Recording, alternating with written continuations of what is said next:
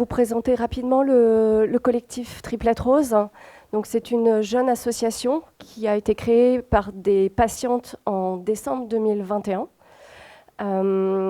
Et donc, les missions principales de l'association sont d'améliorer la prise en charge des triplettes, de faire savoir et de garantir l'égalité des chances sur l'intégralité du territoire français et de porter la voix des patientes. Donc, nous avons quelques actions clés déjà réalisées. Donc, l'arrivée dans les protocoles de soins d'un traitement novateur en décembre 2021. La deuxième opération que nous avons réalisée, c'est la mise en place de la plateforme Triplette Access, qui permettait aux patientes triple négatives d'accéder à une plateforme qui recensait l'ensemble des soins, des protocoles on appelle ça, les essais cliniques, afin qu'elles puissent candidater dans ces essais cliniques-là. Donc en 2022 et en 2023, nous avons sorti une brochure qui présente l'intégralité des caractéristiques du triple négatif que vous pouvez trouver, et on vous mettra un peu plus tard dans les slides un QR code pour pouvoir la télécharger directement. Et comme vous le disiez, Alexandra, les missions du collectif, c'est avant tout faire connaître et sensibiliser, parce que c'est vrai que le triple négatif n'est pas forcément un cancer qui est connu. On connaît le cancer du sein, mais voilà, c'est une sous-catégorie, et c'est pour ça en parler, communiquer via des animations diverses, et soutenir la recherche aussi, c'est un des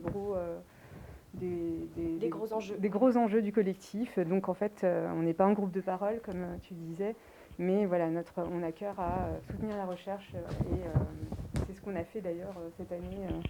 Merci beaucoup. Je suis désolée, je n'ai pas l'habitude de prendre la parole, donc j'ai besoin de support pour l'instant, mais voilà, ça va aller mieux.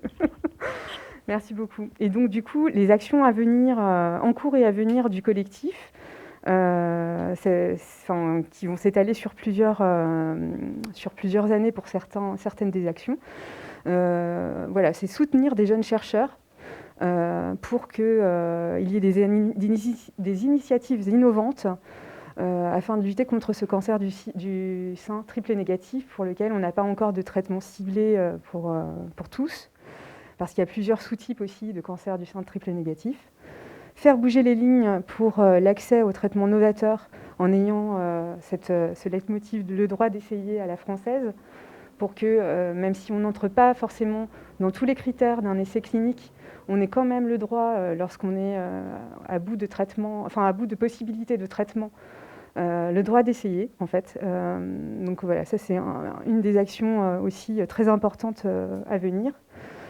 On a aussi, en lien avec Femnet, donc on pourra vous en parler plus en détail à la fin, parce que ce n'est pas l'objet non plus de cet atelier, mais voilà, l'idée d'accompagner, d'informer, de co-construire, de collaborer, de décrypter.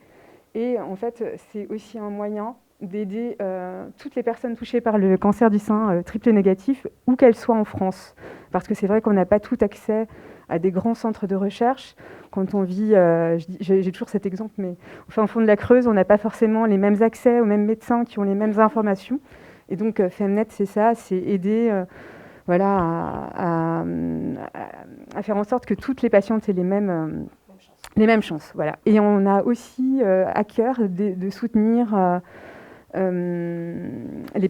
d'intégrer des patients partenaires dans les établissements de soins, qui sont, c'est reconnu que depuis peu de temps, mais ce sont des personnes, voilà, comme l'indique le nom, des patientes, des anciennes patientes, qui ont un vécu qui peut aider aussi bien les médecins à comprendre les patients, mais qui peut aussi permettre aux patients d'être accompagnés. On n'a pas tous un conjoint qui a envie de venir à l'hôpital, on n'a pas tous de la famille à côté de nous, et cette patiente partenaire, des fois, ça peut être notre psychologue, notre aide juste pour consultation.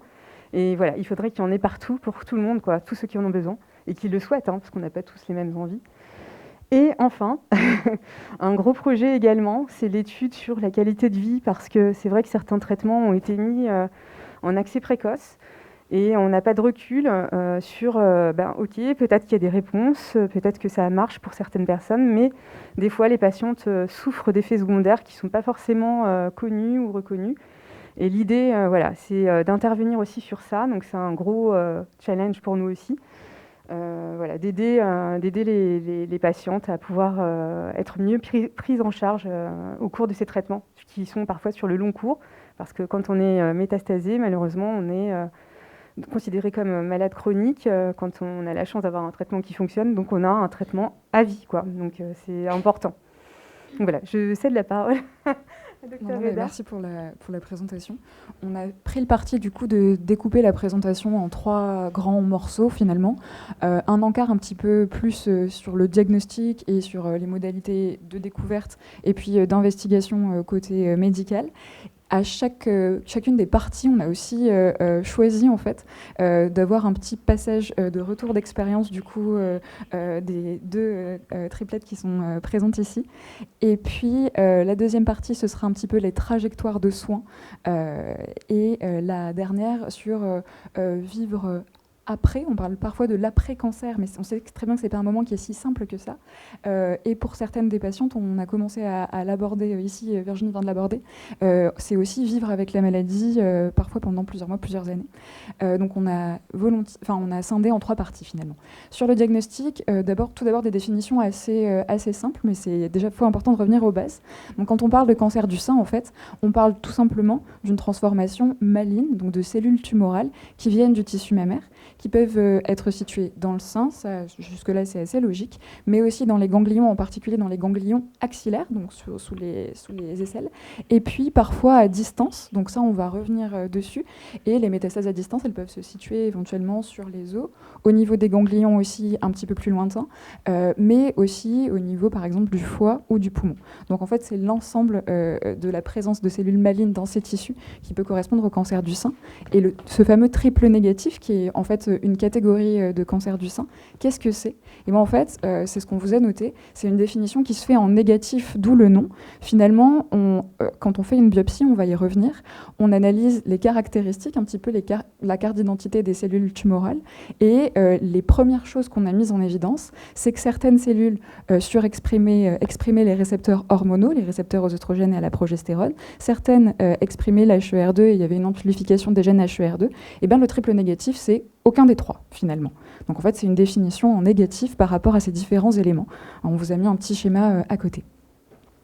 Alors, comment on peut être amené à faire le diagnostic ? Vous pouvez être amené à faire le diagnostic, c'est parfois, dans un certain nombre de cas, du coup, quand on a senti une ou plusieurs lésions au niveau du sein. Parfois aussi, c'est à la suite d'une mammographie de dépistage, on va faire des examens complémentaires. Et puis, bien sûr, il peut y avoir, ça existe aussi dans un certain nombre de cas, un examen, par exemple un scanner, qui est fait pour une toute autre raison, et où finalement, on se pose la question de ce qui se passe au niveau du sein. Toute masse, on parle comme ça, toute lésion, toute tumeur du sein doit nécessiter des explorations. Si ça n'a pas déjà été fait, la mammographie, souvent en couple avec une échographie, on pourra revoir des images tout à l'heure si vous le souhaitez, mais qui en fait apporte une donnée complémentaire par rapport à la mammo, c'est assez logique. On est théoriquement tenu de faire l'exploration pour les 2 seins, parce que parfois on peut avoir des surprises. Et puis on fait aussi un examen des ganglions à ce moment-là. Une fois qu'on a fait ces différents examens, en fonction des résultats de ce qu'on a trouvé, on peut être amené à faire finalement un geste qui est absolument majeur. C'est la biopsie, donc différentes modalités de biopsie avec des aiguilles plus ou moins grosses. Parfois, c'est via une machine. Ça dépend un petit peu de ce qui a été visualisé, sans forcément rentrer d'emblée dans le détail. Ce qu'il faut avoir en tête, c'est que c'est cette biopsie qui va faire le diagnostic de cancer. Avant, c'est une suspicion. À partir du moment où les cellules elles sont analysées et où on parle de cellules tumorales, c'est là qu'on fait vraiment le diagnostic de cancer. Cette biopsie, en plus de cette confirmation diagnostique, elle va nous permettre de donner différentes caractéristiques du cancer du sein. C'est là qu'on va voir du coup qu'il n'y a pas de récepteur aux œstrogènes ou à la progestérone, et pas non plus de surexpression de l'HER2, donc on fait le diagnostic de triple négatif. Il y a des termes sur lesquels on pourra revenir si vous le souhaitez, qui sont en fait le type de cancer du sein, donc au dépend de quelles cellules du sein la tumeur s'est développée, le grade, c'est-à-dire un peu la capacité de prolifération de la tumeur, et puis le stade. Alors ça, c'est pas que sur la mammographie, échographie, mais ça tient compte, si vous voulez, de 3 paramètres, la taille de la tumeur, l'envahissement ou non des ganglions et l'existence de métastases à distance ou non. Et en fonction, il y a plusieurs stades, on va y revenir. Hop. Donc, quand on a fait la biopsie, parfois, on n'est pas là évidemment pour parler de cas particuliers, mais on peut être amené à proposer aussi des IRM en fonction de ce qui a été visualisé sur les examens précédents. C'est encore un degré de précision supplémentaire en termes d'imagerie. Et puis, éventuellement aussi, ça peut être le moment, là ou un petit peu après, où vous revoyez le radiologue pour faire ce qu'on appelle une pose de clip. Je ne sais pas si vous savez ce à quoi ça correspond. En tout cas, on pose en fait un repère, si vous voulez, quand on sait qu'il y aura une chirurgie à un moment donné, et éventuellement des traitements en amont de cette chirurgie-là, et ben on pose un repère pour être sûr d'enlever cet endroit-là un petit peu plus tard. Donc on fait la biopsie, et puis ensuite, ça c'est très important, ça correspond aussi à la stadification, hein. On va avoir besoin d'examens un petit peu à distance du sein, un petit peu plus loin, un petit peu plus généraux sur le corps en fait. Souvent, dans les bonnes pratiques, si vous voulez, on fait soit un scanner thoraco-abdominopelvien, donc de là à là, et une scintigraphie osseuse, ou alors on fait un TEP scanner. Ces examens, ils ont pour but d'éliminer des cellules qui seraient déjà parties à distance et métastatiques du coup. Et puis souvent, on vous fait une prise de sang aussi à ce moment-là au départ. Donc là, pour caractériser un peu plus précisément les indicateurs liés au triple négatif, donc on sait qu'il y a plus de 61 000 cas par an de cancer du sein.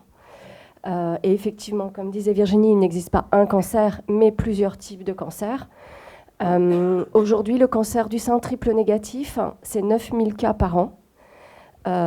Et sur ces 9 000 cas, 40% sont des femmes de moins de 40 ans. Donc on ne rentre pas dans les statistiques des cancers hormonaux qui sont souvent pour des personnes plus âgées. Et donc dans la majorité des cas, on est face à un protocole qui fonctionne, un traitement optimal, avec 80% de taux de survie à 5 ans. Mais on a encore 20% de cas où il y a une non-réponse au traitement. Et là, on a très souvent une récidive précoce, en général métastatique. Et c'est la vocation du collectif de faire avancer et de soutenir la recherche pour ces cas particuliers. J'ai tout dit, je crois. Parfait.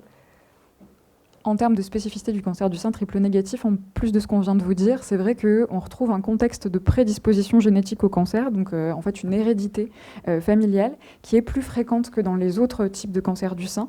On a estimé entre 10 et 30% des cas, donc ça fait quand même pas mal. On vous l'a dit, dans la plupart des cas, en fait 90% des diagnostics se font au stade localisé, et plus de 8 patientes sur 10 diagnostiquées sont indemnes de rechute à 3 ans et en vie à 5 ans. Et par contre, il y a un risque qui est quand même considéré comme élevé par rapport à d'autres types de cancers du sein, de récidive.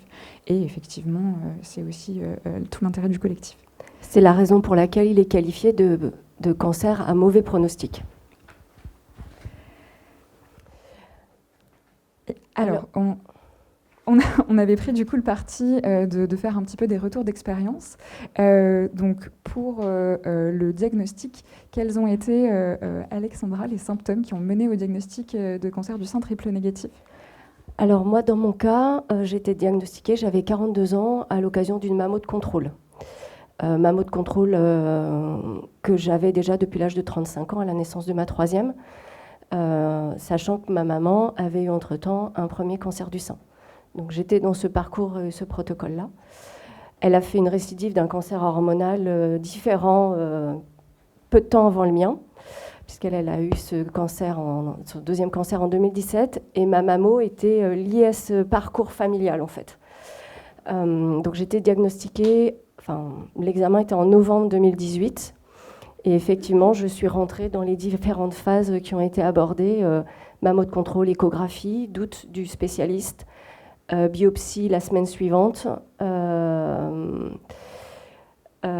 qui a été suivi d'un IRM 8 jours après. Et à l'occasion de cet IRM, on m'a effectivement indiqué le diagnostic. Ce qui était important pour moi aujourd'hui d'évoquer, c'était au moment où j'ai eu cette confirmation diagnostique, la prescription avait été faite par le gynécologue que j'ai essayé désespérément de contacter pour l'informer d'une situation qui n'était pas positive dans mon cas. Il ne m'a jamais rappelé. Donc j'ai dû appeler plus de 20 fois les différents cabinets où il pratiquait. Et il y a un point de vigilance à avoir dans le cas particulier du sein triple négatif, c'est qu'on a dit tout à l'heure que c'était 40% de femmes de moins de 40 ans. Dans mon parcours de soins, j'ai encore croisé trop de femmes jeunes qui ont dû se battre avec leur médecin pour être entendues sur le doute qu'elles avaient d'une masse ou d'une douleur. Donc voilà, on se bat aussi pour ces situations-là où il faut dire, il faut communiquer autour de soi. Si vous entendez quelqu'un qui a un doute ou qui ne va pas faire sa mammo, battez-vous pour elle. On ne sait jamais, et tant mieux si c'est une bonne nouvelle. En tout cas, moi j'ai fait en sorte qu'ils reçoivent tous les premiers examens pour qu'ils sachent que j'étais prise en charge, mais que j'avais un cancer triple négatif. Bon, j'ai jamais eu de nouvelles, j'ai été prise en charge, et tant mieux pour moi. Et donc, la question était sur les symptômes. Voilà, moi, je voulais surtout parler de ce cas de figure-là, et c'est très très important. Alors moi, j'ai pas de situation génétique, puisque j'ai eu un bilan génétique du fait des 2 cancers de ma maman. En revanche, je sais que mes 2 filles, à l'âge de 25 ans, vont devoir être suivies. Donc ma grande de 21 ans, voilà, on n'en a pas encore parlé, mais je sais qu'elle va rentrer dans un schéma de suivi, parce que j'ai eu un triple négatif. Pour toutes les deux, est-ce que vous vouliez revenir un petit peu sur votre ressenti au moment de l'annonce diagnostique ? Oui. Eh bien, moi, en ce qui concerne l'annonce du diagnostic, elle s'est faite en plusieurs étapes. Je l'ai ressenti en plusieurs étapes. C'était un peu crescendo, parce que c'est vrai qu'au départ, lorsque j'ai senti cette petite douleur au niveau de la poitrine, alors que j'avais fait une mammo quelques mois avant, 10 mois avant, et il n'y avait rien. Quand j'ai vu le médecin, elle m'a dit tout de suite, ne vous inquiétez pas, si ça fait mal, c'est pas un cancer. Donc je vais vous faire une écho pour vous rassurer. J'ai fait l'écho, tout de suite après on m'a fait la mammo, on m'a fait la biopsie. Mais en sortant de là, donc, je me suis dit, bon, c'est peut-être un cancer, c'est pas grave, un cancer du sein. Et en fait, après, il y a eu la deuxième annonce, c'est lorsqu'on m'a confirmé, oui, c'est bien un cancer du sein. Là, j'ai eu un gros choc, parce que je me suis dit que c'était injuste, que j'étais jeune, que je m'y attendais pas trop à ce que ça arrive maintenant. Mais bon, voilà, toujours dans l'esprit de me dire, allez, maintenant, j'ai pas le choix, j'avance. Puis, il y a eu l'annonce du triple négatif. Et là, j'avoue que j'ai eu plusieurs informations d'un coup. J'ai pas tout entendu, je comprenais pas tout ce qu'on me disait. On m'a imprimé plein de documents, etc. Et on me disait, voilà, vous allez devoir arrêter de travailler. Alors là, gros coup de massue, parce que moi, je m'étais dit, non, en fait, je peux pas m'arrêter de travailler. C'est comme si on s'arrête de vivre, en fait, lorsqu'on arrête de travailler. Mais j'ai pas eu le choix, puisque j'ai eu le protocole qui faisait que j'avais pas trop le choix. Donc là, vraiment, le gros coup de massue, j'étais seule, parce que mon conjoint, en fait, fuit les hôpitaux. C'est pas de sa faute. J'avais pas envie non plus de l'embarquer là-dedans. Et du coup, c'est vrai que l'annonce a été en crescendo. Au début, je me disais c'est rien, et puis à la fin, je me suis dit je vais mourir certainement, quoi. Donc c'était un peu difficile parce qu'il n'y avait pas beaucoup non plus d'informations, mais je crois que c'est après qu'on va en parler. Pardon. Alexandra, tu voulais revenir sur ton côté Globalement, ce qu'évoque Virginie, effectivement, on a différentes phases sur les examens et l'information peut être distante des premiers examens. Moi, à la première biopsie, le médecin m'a dit « Vous avez quelque chose, vous aurez un protocole de soins qui peut être lourd ». Pas de résultat encore à ce stade-là. C'est vrai que c'est la suite de l'IRM où le médecin qui a fait l'IRM, qui était en lien avec le reste de l'équipe, avait reçu les résultats de la biopsie qui m'a confirmé que j'avais un cancer du sein. Alors, pour moi, c'était en 2018. À l'époque, il n'y avait pas d'association, pas de communication sur le triple négatif. Je n'arrive pas à me souvenir si on m'a expliqué à ce moment-là que j'avais un triple négatif. En tout cas, dans l'ensemble de mon parcours, on m'a très peu dit qu'il s'agissait d'un cancer agressif. Enfin, si, au moment où j'ai vu l'oncologue, elle m'a dit, vous êtes en grade 3, c'est agressif, il y a un protocole lourd. Voilà ce que j'ai eu. Mais il n'a pas été très expliqué, ce cancer-là, à ce moment-là. Je n'ai pas trouvé beaucoup d'informations, et ayant le parcours de ma mère, j'ai fui tout ce qui était Internet. Parce que très souvent sur Internet, c'est les cas les plus difficiles dont on parle, et pas forcément ce qui marche ou ce qui fonctionne bien. Donc, ayant le parcours de ma mère, j'ai fui. Mais il y avait déjà peu d'informations. Et c'est aussi pour ça que l'association s'est créée, et c'est aussi pour ça qu'on a fait une brochure. Donc, c'est un peu la différence entre l'époque de 2018 et ce qu'on peut trouver aujourd'hui, parce qu'on en parle beaucoup. Et sur le plan du partage du diagnostic à vos proches, qui n'étaient pas forcément là pour l'annonce ou sur la suite? On a fait le choix d'attendre l'ensemble des examens. On a attendu le TEP scanner qui permettait de dire que je n'avais pas de métastases sur d'autres organes. On savait juste que la chaîne ganglionnaire, donc c'est un cancer du sein droit, la chaîne ganglionnaire était touchée. Ils m'ont retiré 11 ganglions. Donc voilà, c'était suffisamment avancé, mais pas étendu finalement. Au résultat du TEP scanner, on a informé nos familles, parents, amis, mais pas les enfants. On a attendu un petit peu de temps parce qu'ils avaient des choses et on ne voulait pas les priver de certaines choses, sachant qu'on approchait de Noël, donc un peu compliqué de leur faire ce cadeau-là. Et nous, on a fait le choix, donc on avait 3 enfants, une qui à l'époque était en première ou seconde, elle avait 16 ans, son frère en avait 11 et la petite sœur en avait 8. Donc on a informé la grande, parce qu'on savait que les 2 grands allaient réagir en fonction de son attitude à elle.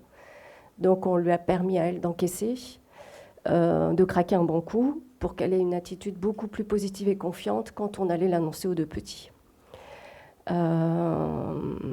Et effectivement, la communication qu'on a fait à nos familles et amis, c'est un seul mot d'ordre, tout va bien se passer. On ne voulait pas que les uns et les autres commencent à commenter, sachant que dans les propos, dans ces cas-là, quand on commence à annoncer autour de soi qu'on a un cancer, « Ah oui, moi, machin a eu ça, et puis il y a eu ça, et puis... » C'est juste insupportable. Voilà. « Ah oui, moi, ma belle-mère a fait une récidive. Ouais, sympa, moi, on vient de me l'annoncer. » Et nous, on voulait se préserver de tout ça, et on voulait qu'autour de nous, il n'y ait qu'une seule information. Alors, effectivement, à l'époque, on ne mesurait pas l'agressivité du cancer. Ce serait peut-être différent. Mais on a fait le choix de jouer la transparence et de leur dire la totalité, avec des mots pour des enfants, mais de leur dire, au moment où j'avais le protocole, comment ça allait se passer, les différentes étapes. Finalement, on a dit beaucoup de choses avec des mots pas trop médicaux, mais on a tout dit. Voilà. Moi, en ce qui me concerne, mes filles avaient 2 ans et 6 ans. Et c'est vrai que j'ai choisi, à l'époque, comme tu disais Alexandra, il n'y avait pas beaucoup d'informations, il n'y avait pas cette brochure. Et tout ce que j'ai pu trouver sur Internet, ça n'a fait qu'accentuer mon inquiétude. Et donc j'ai choisi en fait de faire, pas un déni, mais de minimiser. Et aujourd'hui, je pense que je n'aurais pas fait pareil.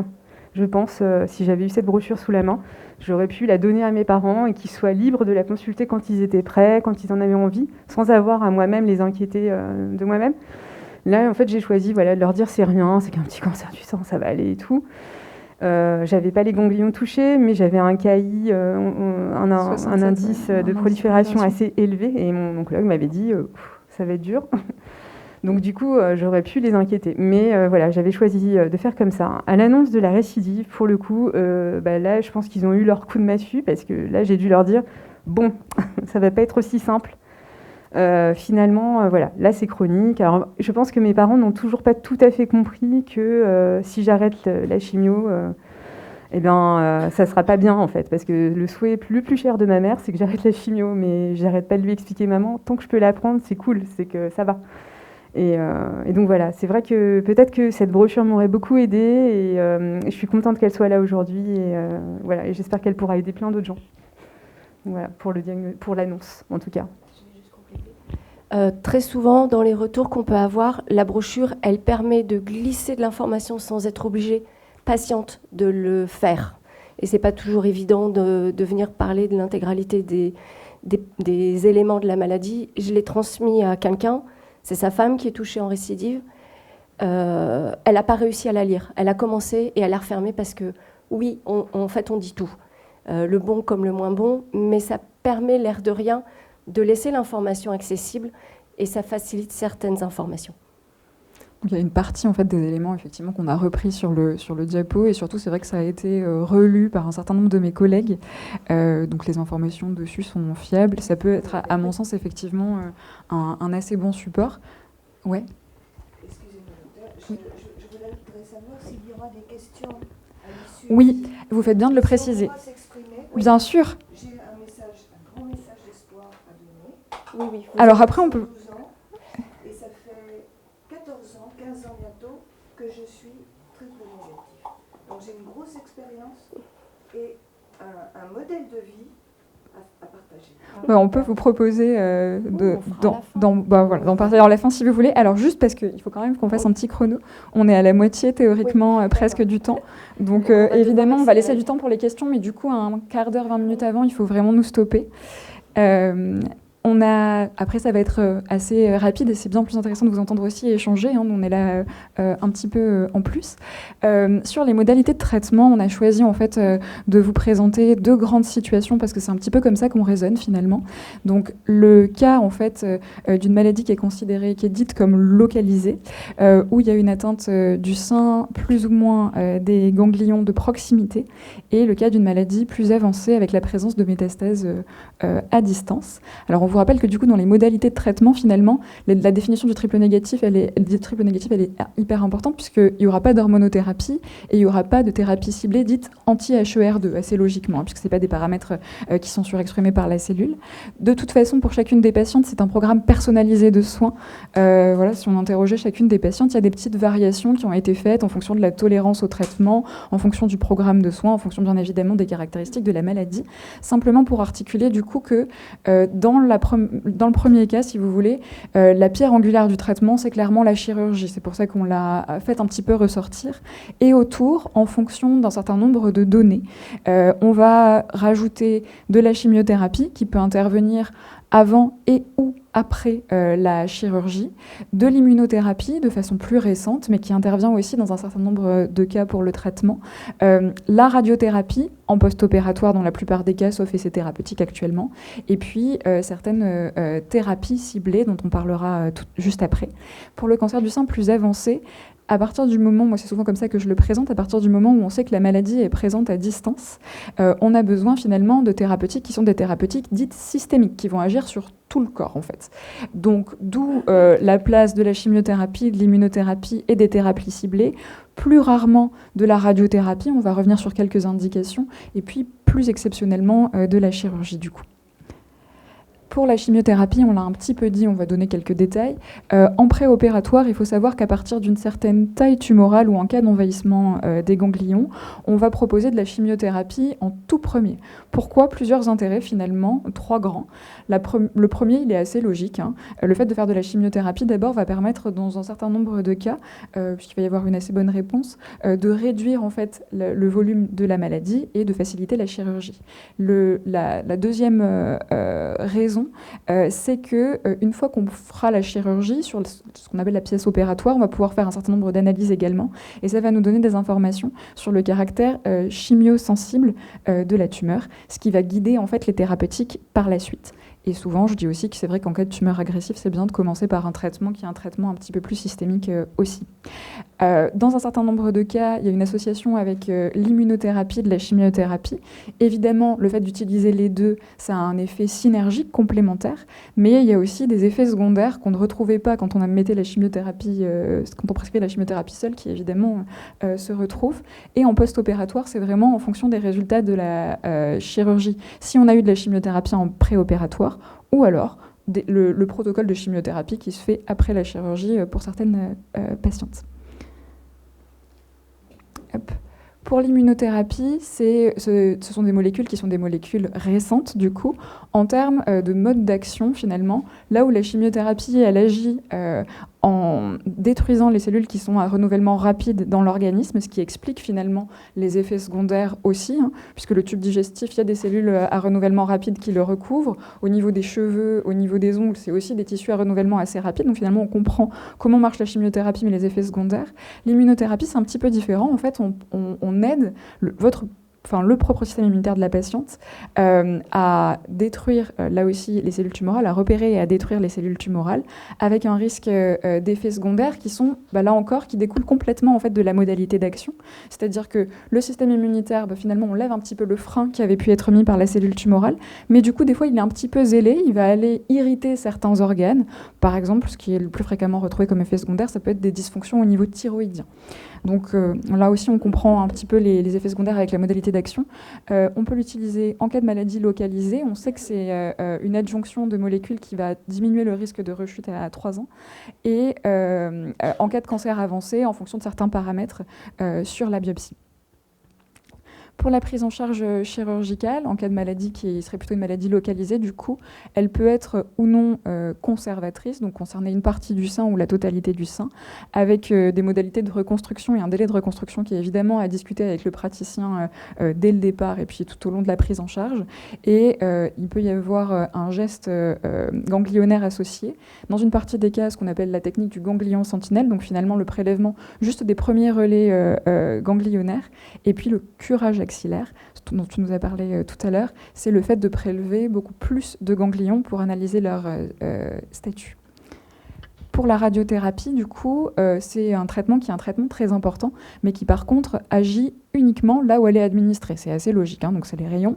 L'intérêt, c'est que en cas de maladie, par exemple, de sein qui aurait été partiellement, d'une chirurgie partielle du sein, on peut en fait faire de la radiothérapie derrière pour diminuer le risque que la maladie puisse revenir au même endroit.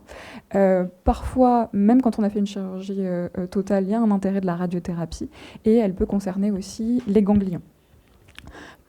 Pour des maladies qui seraient un petit peu plus avancées, en fonction du nombre de lésions métastatiques, on peut être amené à faire des traitements ciblés, parfois, avec un intérêt de contrôle de la maladie, de destruction des cellules tumorales à l'endroit où on applique la radiothérapie. Mais il y a aussi, et ça on l'utilise régulièrement, un intérêt sur la diminution des douleurs. Donc ça peut être aussi proposé à des stades un petit peu plus avancés. Pour les maladies plus avancées, je passe assez vite parce que finalement ça avait été abordé par mes collègues tout à l'heure. À l'heure actuelle, un cancer du sein triple négatif métastatique, c'est une maladie qu'on ne sait pas guérir dans la plupart des cas. On a un objectif qui est un objectif de contrôle de la maladie, de contrôle des symptômes, bien évidemment de prolongation de la vie, mais avec la meilleure qualité de vie possible, et qui peut nécessiter finalement que se succèdent plusieurs molécules de chimiothérapie, parfois de l'immunothérapie, parfois des traitements ciblés, on va en parler un tout petit peu après. On a un besoin majeur d'accès à l'innovation, évidemment a fortiori dans ces situations-là, via des essais thérapeutiques. Il y a un certain nombre de choses qui se développent, comme par exemple une cartographie encore plus précise des cellules de la tumeur, qui peut permettre parfois de proposer des traitements qui seraient des traitements personnalisés, ciblés. Mais évidemment, toute la recherche en première partie et puis ensuite tout l'accès au traitement nécessite quand même un certain nombre de contraintes. Sur les thérapies ciblées, j'ai bientôt fini. Simplement, je voulais dire un petit mot de ce qu'on appelle les inhibiteurs de PARP. Alors, je ne sais pas si c'est des choses que vous avez déjà entendues.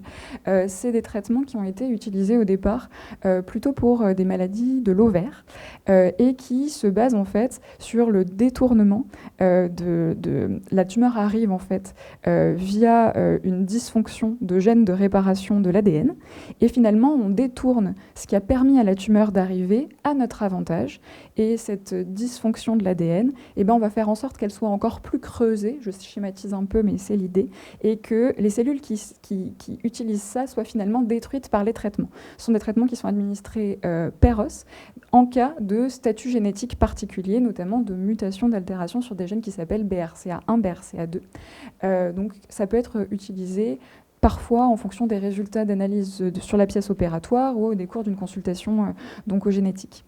Et puis, le tout dernier point sur les molécules un petit peu plus innovantes qu'on a pu utiliser à compter de ces dernières années, c'est ce qu'on appelle les anticorps conjugués à la chimiothérapie. Alors, ce groupe nominal peut paraître un petit peu compliqué. Finalement, c'est assez simple, le principe. Plutôt que d'administrer une chimiothérapie qui serait une chimiothérapie pour tout l'organisme, finalement, on administre une chimiothérapie qui est couplée, en fait, à un anticorps, ce qui va permettre de détecter certaines cellules en particulier et de n'administrer la chimiothérapie que à ces cellules-là. Alors, il y a quand même des effets secondaires, hein, mais c'est des effets secondaires un petit peu différents et c'est des traitements qui sont des traitements particulièrement intéressants. La présentation était un peu généraliste, du coup. Donc, est-ce que... on va revenir à vous. Est-ce que Virginie, tu voulais nous présenter un petit peu la chronologie de ton parcours de soins? Est-ce qu'elle avait été donnée dès le départ? Comment ça s'est passé? Eh bien, finalement, je ne ferai que reprendre ce que tu viens d'indiquer, puisque on m'a fait en 2021, c'est peut-être différent aussi d'aujourd'hui. Parce qu'aujourd'hui, c'est pareil, hein, sur la brochure, on a aussi les actualisations. Mais à l'époque, on m'a dit de faire une chimio avant la chirurgie, puis la chirurgie, radiothérapie. Et ensuite, j'ai intégré un essai clinique qui m'a permis, en fait, en prévention en fait. En juillet, donc je me suis fait opérer et en août, j'ai commencé cet essai clinique, une chimio orale de prévention, qui m'a permis en fait d'être très bien suivie. J'ai fait un TAP, donc un thorax abdominopelvien, qui a tout de suite révélé en octobre, donc août j'ai commencé et octobre, on me dit il y a une récidive précoce. Et donc tout de suite, ça m'a permis d'avoir accès à un traitement, tout de suite, j'ai dû faire des analyses, etc. Mais tout ça pour dire que voilà, mon parcours, c'était un parcours classique au départ, et puis après, voilà, ça c'est... voilà. Pour l'une et l'autre, alors il est 10h42, donc oui, on risque de déborder un tout petit peu, mais on va absolument vous laisser la parole aussi. Est-ce que vous avez eu des obstacles, des difficultés particulières au cours des différents types de traitements que vous avez pu avoir? Alors, on va pas évoquer peut-être les effets secondaires, voilà. On pourrait revenir, si vous voulez, pour des questions. Ouais. Voilà, on pourrait essayer de gagner un petit peu de temps, qui sont difficiles à vivre au quotidien, voilà. Parmi les obstacles, alors moi j'ai eu un protocole classique en 2018, de toute façon on m'a pas laissé le choix, on m'a dit ce sera chimio, ablation totale et radiothérapie. Il n'y avait pas de désescalade, on n'en parlait pas. C'était trop tôt de toute façon. La chimiothérapie s'est bien passée. Il y a eu une évolution du protocole parce que je ne faisais pas une bonne réponse aux 3 premières. Donc elle a mis une molécule en plus et j'ai commencé à réagir positivement à la chimio. Je vais parler de la chirurgie qui pour moi a été l'étape la plus compliquée, d'autant plus que j'ai fait une réponse à 100% au niveau de la tumeur, puisque tout à l'heure, il a été évoqué le CLIPS qu'on pose au moment de la biopsie. Moi, il n'y avait plus rien, 0, qui a été confirmé aux images. Hein, et je leur ai dit, il n'y a plus rien, donc pas besoin de faire une ablation. Et on m'a dit, vous n'avez pas le choix, ce sera comme ça. J'ai demandé à voir un chirurgien de reconstruction. Et c'est important d'aller voir différents chirurgiens quand on a besoin, quand on est à cette phase de reconstruction, parce que ce n'est pas le cas de tout le monde. Bon, là, c'était un choix personnel. Et dans cet entretien, elle m'a dit de toute façon, ce sera prothèse. Dans votre cas, je ne ferai pas de miracle. Ok. Donc ça a été compliqué, d'autant plus que pour le coup, c'était une phase que je rejetais cette ablation. Et heureusement que j'ai trouvé une équipe médicale et alors effectivement, je refusais la prothèse parce que j'étais à l'époque des prothèses MIP. Et donc, ce n'était pas envisageable d'avoir une prothèse. Mais pour moi, l'étape la plus difficile a été cette ablation et des difficultés à communiquer autour de ce sujet-là. Et la radiothérapie, voilà, c'est bien passé.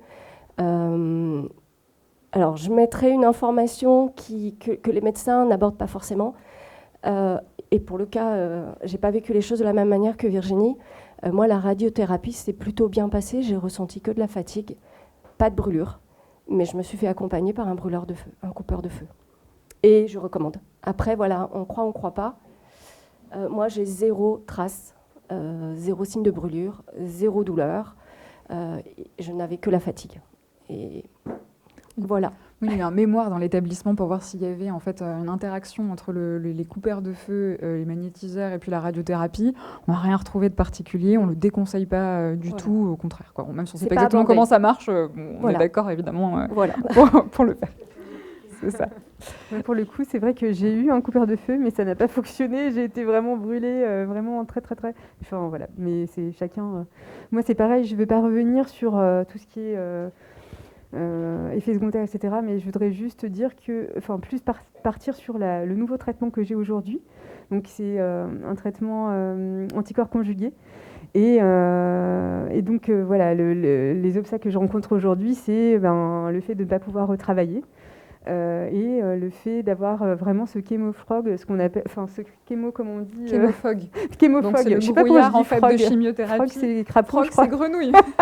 Non, le Et, chémofog. ouais, En c'est fait, l'espèce de ouais. brouillard, ouais. Voilà, beaucoup de pertes de mémoire, etc. Mais voilà, c'est sûr que ça, c'est un effet secondaire. Donc on a dit qu'on n'allait pas s'étaler sur ça. Après. Ah oui, voilà. On trouvait ça important aussi d'aborder la possibilité, enfin le fait de faire des recherches, parce que je pense que c'est assez fréquent quand même pendant toute la durée du parcours.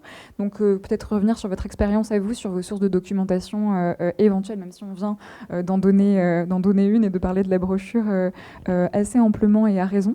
Et puis sur la possibilité d'un second avis, si vous en aviez pris, et quelles étaient les motivations. Alors, je vais répondre rapidement. Moi, en 2018, j'ai fait très peu de recherches. Il n'y avait pas grand-chose. Donc, je me suis contentée des échanges avec l'oncologue. Je n'ai pas aimé l'interaction que j'ai eue avec mon oncologue. En revanche, je lui ai fait confiance en tant que technicienne et experte voilà, en tant qu'oncologue. Je n'ai pas remis en cause ses compétences. Et donc, je n'ai pas demandé de second avis. Donc, voilà. Moi, ça a été finalement très rapide. En ce qui me concerne, j'ai fait ce qu'il ne faut pas faire et je suis allée sur Internet et voilà, je me suis enterrée vivante. Et après, par contre, j'ai trouvé une association, je sais pas, on ne peut pas dire une association, mais un groupe sur Facebook qui m'a beaucoup aidée, où on s'entraide beaucoup, c'est du partage, c'est bienveillant.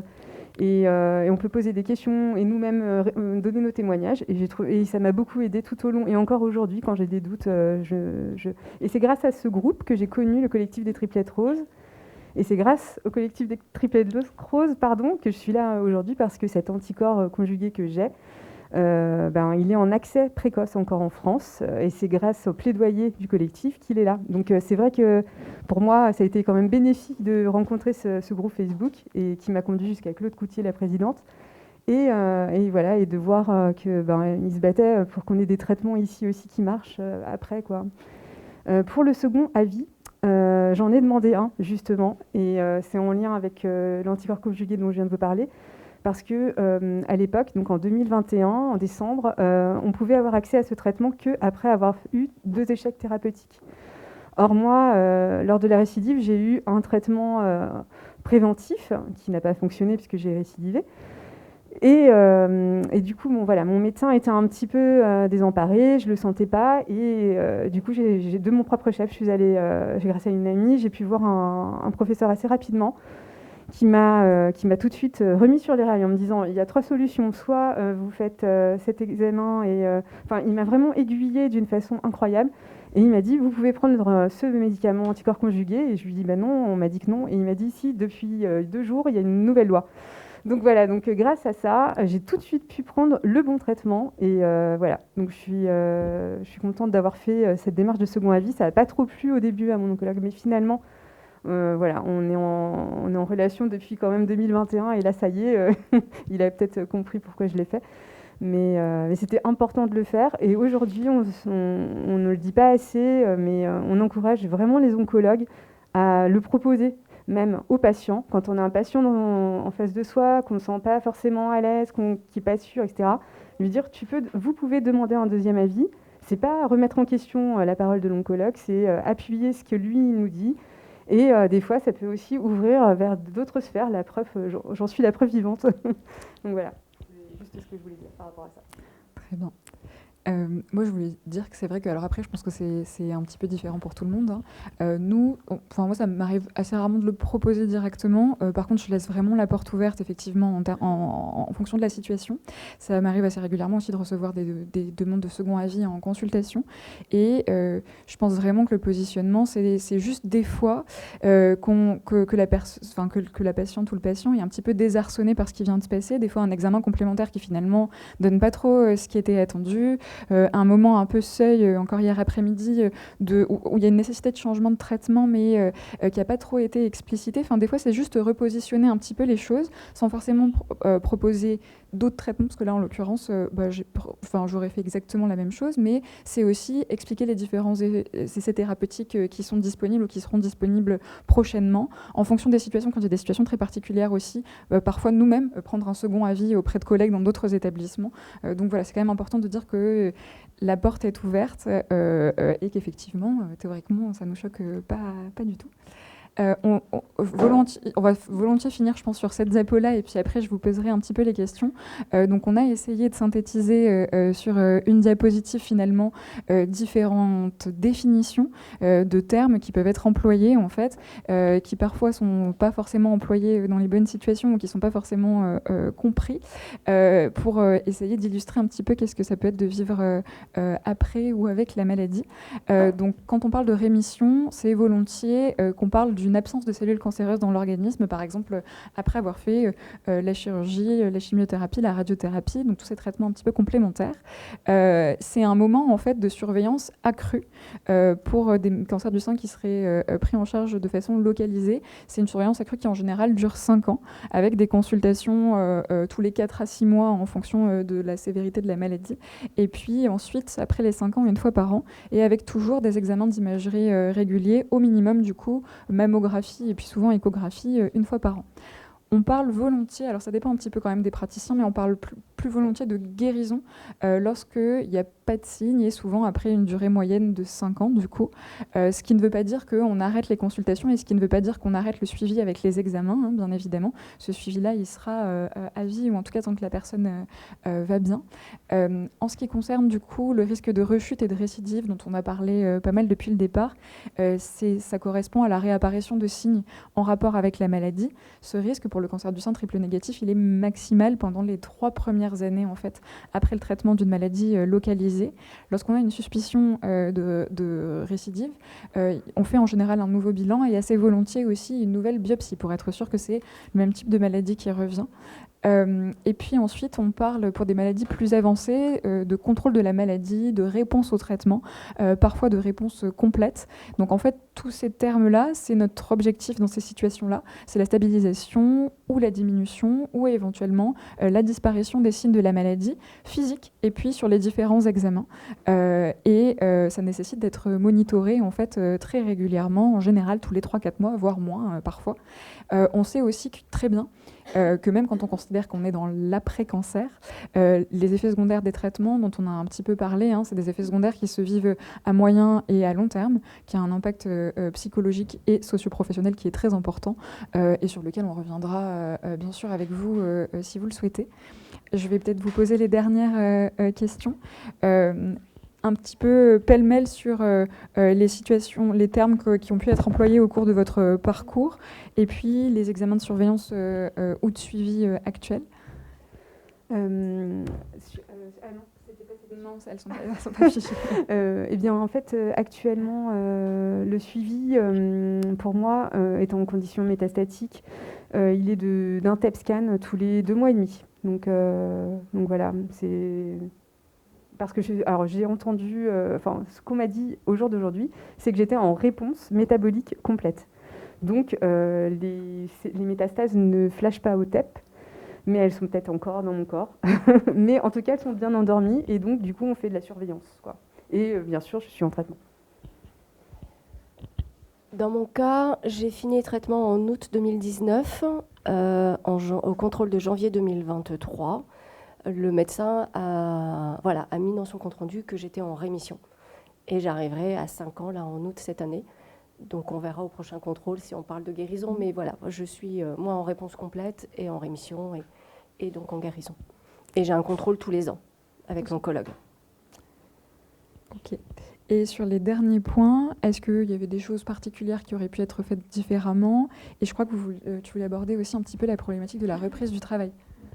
Oui, alors effectivement, dans mon cas, j'ai repris le travail. Donc j'ai fini la radiothérapie en août 2019. J'ai repris à mi-temps un mois après parce que je voulais reprendre le travail. Et il se trouve aussi que quand j'ai eu le début de l'annonce, la première personne à qui je l'ai dit, c'est ma boss, donc la dirigeante du cabinet où je travaille. C'était le lendemain. Je n'avais pas encore de réponse. Je lui ai dit, j'ai un problème de santé qui a l'air grave, mais promets-moi que je vais pouvoir travailler. Alors, on a été un peu à la limite de la règle, mais elle m'a autorisée à travailler puisque je suis consultante. Et j'ai travaillé une trentaine d'heures pendant mon arrêt, trentaine d'heures par mois. Et je pense que ça m'a beaucoup aidée parce que quand j'étais avec mes clients, j'étais pas malade. Alors que quand on est malade, patiente, à la maison, on est malade. Et donc, on a un peu tout le monde sur le dos. Donc, j'avoue que ça a été mon échappatoire. Et effectivement, j'ai voulu reprendre très vite, à mi-temps, et à plein temps, 9 mois après. Et j'aurais dû attendre. Parce qu'on a parlé des effets secondaires et des problèmes de mémoire. Donc, j'ai démarré vite. J'ai fait beaucoup de fautes, beaucoup d'erreurs. J'ai oublié plein de choses. Donc là, le conseil que je donnerais, c'est patience. Ça vaut la peine d'attendre un peu, de se remettre en forme, de prendre un peu de temps pour soi et de ne pas se précipiter pour la reprise de travail parce qu'il y a une grosse marche à franchir. La fatigue, évacuer l'ensemble des traitements. Et voilà, petite recommandation et retour d'expérience, de patienter sur cette reprise pour se laisser le temps de souffler un peu, de reprofiter de la famille et de revivre en fait. On va peut-être prendre des questions dans la salle. On est un petit peu en retard. Oui. Il y a un micro pour... Il y a un micro. Bonjour. Donc, j'ai un cancer triple négatif, métastasé. Je l'ai eu 3 ans après le premier épisode. Peut-être un petit peu lourd.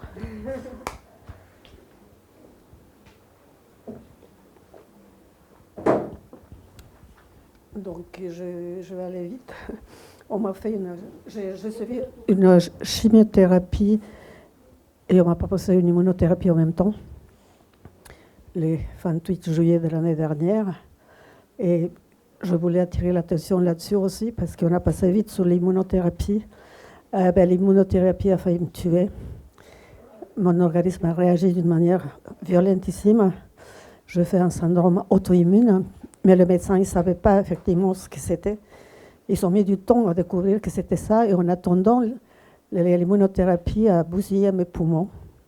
Et actuellement, j'ai des problèmes pulmonaires à cause de l'immunothérapie. Voilà, ça, il faut le savoir. On m'a dit qu'aujourd'hui, on n'est pas en mesure de dire aux patients, de faire un test pour savoir comment les patients vont réagir face à l'immunothérapie. Parce qu'effectivement, quand on me l'a proposé, on m'a parlé de toutes les vertus de l'immunothérapie. Parce que je sais que ça guérit beaucoup de gens d'ailleurs, que c'est très efficace. Mais à aucun moment on a parlé qu'éventuellement je pourrais avoir un truc comme ça. Je sais qu'il y a un pourcentage qui va entre 5 et 10% des personnes qui subissent ce genre de situations. Je l'ai eu et je ne vais pas vous dire que actuellement, je suis lourdement handicapée, pas tellement par le cancer. Ouais, c'est par les conséquences de l'immunothérapie qui est vraiment... Je ne vais pas m'étendre dans les symptômes, mais simplement, j'ai aimé mon soin intensif. On m'appelle la miraculée parce que j'étais sur le point de mourir à cause de ça. Alors, dès la chimiothérapie, je fais 6 mois de Taxol et j'ai commencé à avoir les neuropathies. Oui, des picotements dans les mains. Donc, je voudrais que vous m'en parliez. Je commençais à faire... On m'a proposé un médicament qui est pour les épileptiques, machin, mais c'est vraiment lourd, quoi, très lourd. C'est pas toujours très bien toléré. En effet secondaire. Et à moi, on m'a donné tellement de médicaments que maintenant, je n'ai plus envie de me rajouter de la chimie toxique sur mon corps. Donc, je commençais récemment pour faire de l'acupuncture, la fasciothérapie, enfin, voilà, ce type de thérapie. Mais j'aimerais bien que peut-être que vous avez des conseils à me donner sur d'autres choses qu'on peut faire sans s'intoxiquer à nouveau avec des médicaments lourds. Alors, moi, déjà, merci d'avoir pris la parole. Il y a 2 choses importantes sur lesquelles on va revenir. Donc, on ne peut pas, évidemment, dans le cadre des sessions, vous donner des choses particulières. Par contre, on va répondre aux questions, bien sûr. premièrement, vous avez raison, le temps a fait que finalement on vous a exposé des modalités d'action de traitement et pas toujours, et ce serait difficile de le faire, de toute façon ça prendrait un certain temps, hein, mais tous les bénéfices bien sûr attendus des traitements, tous les intérêts des traitements et tous les risques d'effets secondaires. Moi je suis absolument, et votre exemple le montre, hein, certaine que l'immunothérapie c'est un traitement qui est un traitement très intéressant, mais que c'est parfois un traitement qui donne des effets secondaires que jusqu'à récemment, on n'avait pas l'habitude finalement de manager, qui sortent complètement des effets secondaires qu'on a l'habitude de gérer avec les chimiothérapies et qui sont des effets secondaires parfois mortels. Vous avez tout à fait raison. Hein. Alors, quand même, normalement, quand on vous prescrit un traitement, on vous donne ces deux parties-là, hein, de la même façon que quand on vous propose un essai thérapeutique, on vous présente les bénéfices à attendre de la participation et puis les contraintes éventuelles pour vous et les effets secondaires pour vous. Donc l'immunothérapie, encore une fois, c'est cette suractivation en fait, du système immunitaire qui peut avoir des effets contraires un petit peu sur tous les organes. Hein. Donc parmi les choses qui sont graves, qui peuvent être vues comme effets secondaires, il peut y avoir ce qu'on appelle des hypophysites, donc des inflammations au niveau cérébral qui peuvent perturber un petit peu les sécrétions, notamment de cortisone. Il peut y avoir des effets secondaires au niveau pulmonaire, effectivement, avec des fibroses pulmonaires. Il peut y avoir des effets secondaires au niveau cardiaque aussi. Je ne suis pas du tout, parce qu'évidemment, la réalité est toujours très nuancée, je ne suis pas du tout en train de dire qu'il ne faut pas l'utiliser, pas du tout, mais simplement que, premièrement, on ne l'utilise pas dans toutes les situations, et pour l'instant, on l'utilise dans des situations particulières, et c'est normal de restreindre cet usage-là aussi, on ne peut pas toujours l'étendre. Et puis, la deuxième chose, c'est que, comme toujours, quand il y a des effets secondaires, il faut absolument les signaler et aller plus loin dans les investigations. Il y a quand même beaucoup de choses maintenant sur lesquelles on sait qu'il y a des signes d'alerte et pour lesquelles on va un petit peu plus loin. Et pour répondre à votre deuxième question sur les effets secondaires, effectivement, donc la molécule dont vous avez parlé, c'est une chimiothérapie qu'on utilise depuis des années et dont un des effets secondaires, c'est la neuropathie périphérique, hein, donc le fait d'abîmer les fibres nerveuses au niveau du bout des doigts et au niveau des pieds. Parmi les médicaments qu'on peut utiliser, il y a la proposition d'antiépileptique qui vous a été faite. Pendant l'administration des traitements, il y a aussi des choses un petit peu préventives de froid, par exemple, qui diminuent le risque de neuropathie, en fait, de plonger les mains et les pieds dans des bassines d'eau froide. Une fois que la neuropathie est installée, malheureusement, on est souvent obligé... J'ai dit... Oui, c'est ça. Tout à fait. Dans le froid, en fait, dans les bassines... Ouais, mais pendant l'administration du traitement, on fait comme ça. Ouais. Parfois des gants aussi. Voilà. Et aussi pour les ongles, mais ça diminue un petit peu. Et puis, une fois que c'est installé, si vous voulez, déjà, premièrement, c'est que c'est vrai qu'on pèse d'autant plus le bénéfice-risque du traitement, hein, qu'on peut diminuer la dose de la molécule, qu'on peut être amené à l'arrêter tout simplement et à faire une pause, en fait, pour pas continuer à abîmer les lésions. Sur les autres effets, il y a pour l'instant pas énormément de choses qui ont été développées. Hein. Enfin, sur les autres traitements à proposer, il n'y a pas énormément d'autres réponses que ce que vous avez eu. Si je peux juste me permettre de compléter, c'est pas du tout médical, c'est un peu comme le coupeur de feu. Mais en ce qui me concerne, j'ai eu le Taxol, j'ai fait 12 Taxol, donc c'est pas énorme, mais j'en ai fait. Et ce qui m'a beaucoup aidé, c'est les mains effectivement dans les glaçons pendant l'administration et l'acupuncture. Ça m'a beaucoup aidé aussi. Alors parfois, si ça fait rien, faut pas hésiter à changer d'acupuncteur aussi. Enfin voilà, mais moi ça a marché. Donc c'est comme le coupeur de feu, il faut essayer plusieurs. Moi j'ai utilisé le froid sur la tête, les mains, les pieds pendant la thérapie. C'est maintenant que la maladie s'est installée, c'est là que j'ai... D'accord. Là j'essaye de voir comment je peux atténuer les symptômes. Ouais, ce qu'on vous a proposé, et puis effectivement l'acupuncture. On va prendre votre intervention, bien sûr. Oui. Voilà, je voulais juste faire un retour. Je vais vous expliquer un petit peu mon parcours, parce que moi il est très ancien. J'ai développé la maladie donc triple négatif en 2009. Donc inutile de vous dire que tout à l'heure, mesdames, vous avez parlé d'un désert d'informations en 2021 ou en 2019. Mais alors vous imaginez en 2009. Donc j'ai été chercher effectivement sur Internet jusqu'au Canada, qui était très avancé sur ces protocoles. Et puis, j'ai donc été voir mon gynéco. 4 ans et demi après, donc là j'ai eu Taxol Avastin. Et... ah non, excusez-moi. Vous voyez la mémoire? Bon, alors non, ça c'était le premier protocole, ça a été juste radiothérapie avec mon gynécologue de 25 ans. quand j'ai développé une métastase qui a été trouvée par hasard parce que je toussais, c'était une métastase poumon de l'autre côté, plus le HIL, c'est-à-dire tout le HIL pulmonaire. Donc là, effectivement, il m'a ghosté des mois. Ça m'a retardé le diagnostic et la prise en charge, évidemment. Et donc, en fin de compte, sur les conseils de mon frère qui est médecin, je me suis trouvée à Curie. Là, prise en charge immédiate, magnifique. Taxol, Avastin, donc, pendant presque 1 an. J'étais tellement épuisée que ça s'est passé à la fin chez moi. Donc j'avais une infirmière qui venait me faire le goutte à goutte.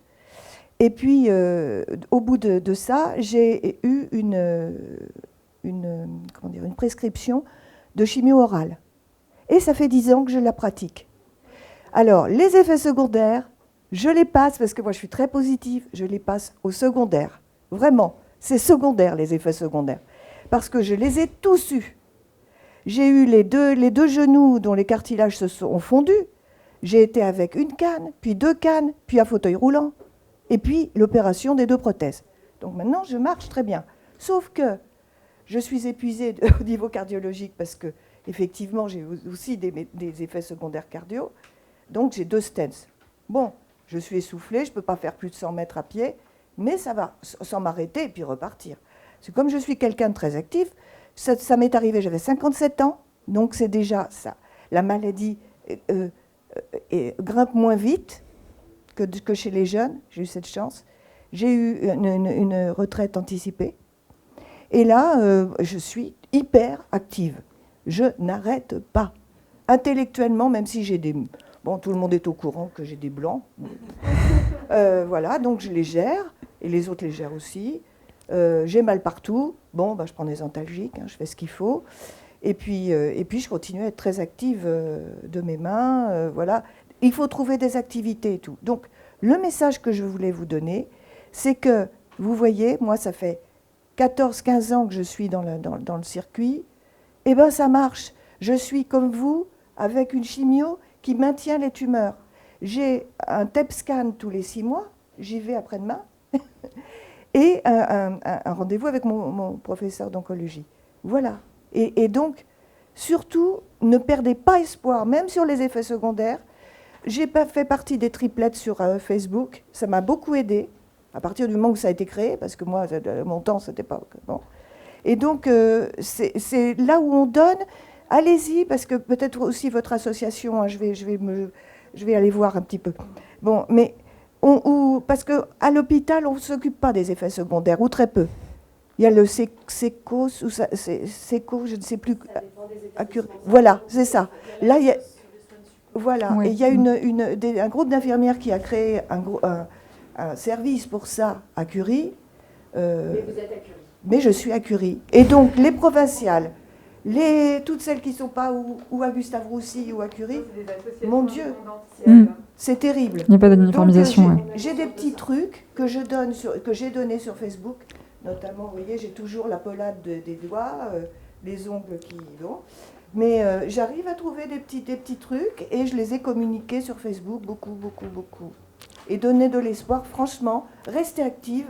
Vous voyez, 72 ans, je me tiens bien encore. Hein, voilà. Merci beaucoup pour ce retour. Ouais. Et je pense vraiment que l'activité physique a beaucoup d'égards est sous-estimée. On sait très bien que quand on lutte contre la sédentarité, ça active aussi le système immunitaire. On commence à avoir des données dans ce sens-là. Il y a probablement aussi un état d'esprit, même si c'est très facile à dire. On est bien d'accord. Mais merci beaucoup pour votre retour. Ouais. Est-ce que vous aviez... Peut-être on prend une petite dernière question, parce qu'on est... Oui, bien sûr. C'est une question plus pour vous. Alors déjà, je voulais vous remercier pour l'ensemble de la conférence et tout ça. Je trouve que c'est hyper riche. Il y a quelque chose qui est revenu et je vous remercie vraiment d'être là et de l'avoir entendu. C'est de temps en temps les réflexions maladroites des médecins, les médecins qui disparaissent, voilà. Et ma question, moi j'ai eu l'occasion l'année dernière d'interviewer une 50aine de femmes qui étaient passées par le cancer.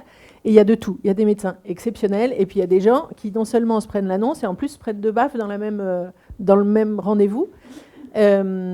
Vous êtes jeune. Est-ce que vous pensez que c'est une question de génération ? Et est-ce qu'il y a quelque chose qu'on peut faire par rapport à ça ? Parce que Le cancer, c'est quand même un choc monstrueux quand on doit le traverser. Moi, j'ai pas eu un triple négatif, mais voilà, ça fait 2 ans que j'y suis, c'est autre chose. Mais les médecins, ils sont là pour soigner, mais pour soutenir. Voilà. Ouais, bien Et sûr. peut-être une petite parenthèse sur les sites internet. Moi, le seul truc intelligent que j'ai fait le jour où on m'a annoncé, où j'ai parlé reconstruction, c'est de demander à mon chirurgien si je dois aller voir un site, c'est lequel. Parce que justement, je voulais pas m'effrayer, etc. Donc, il peut y avoir aussi les assos Bien et sûr. de temps en temps les médecins qui sont super. Et puis en lien avec les assos, des fois on est d'accord, parce qu'en fait c'est pas mal de fonctionner comme ça.